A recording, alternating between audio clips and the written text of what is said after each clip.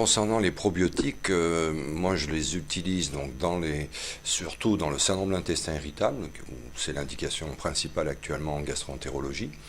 Et je les utilise notamment chez des patients qui sont très gênés par la douleur abdominale et le ballonnement. C'est l'indication souvent mise en avant des probiotiques. Et en fait, l'autre problème aussi, c'est qu'il y a pas mal de patients que je vois en consultation qui ont déjà fait des essais de probiotiques avec des échecs ou une efficacité qui se perd dans le temps.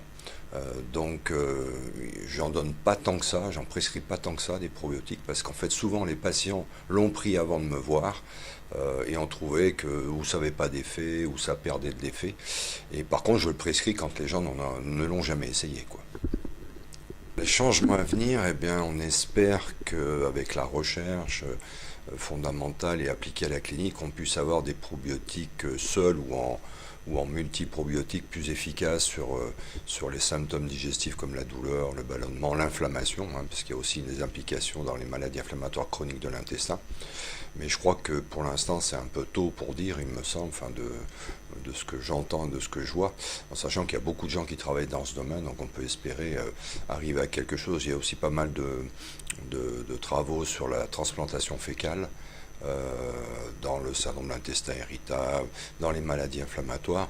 Et surtout, ce qui est intéressant, je pense, dans ce type d'approche, c'est que les gens ne le voient pas comme un traitement agressif, quoi, de ce que je vois souvent. Oui, par rapport au traitement plus agressif, je dirais qu'on utilise, nous, notamment dans les maladies inflammatoires chroniques de l'intestin. Alors, ce que j'ai retiré de cette matinée, c'est quand même la complexité du microbiote intestinal. Ça m'apparaissait déjà auparavant, parce qu'il y a énormément de souches. On a beaucoup d'incertitudes encore concernant l'efficacité à long terme, les doses, la durée des traitements, les interactions entre les souches.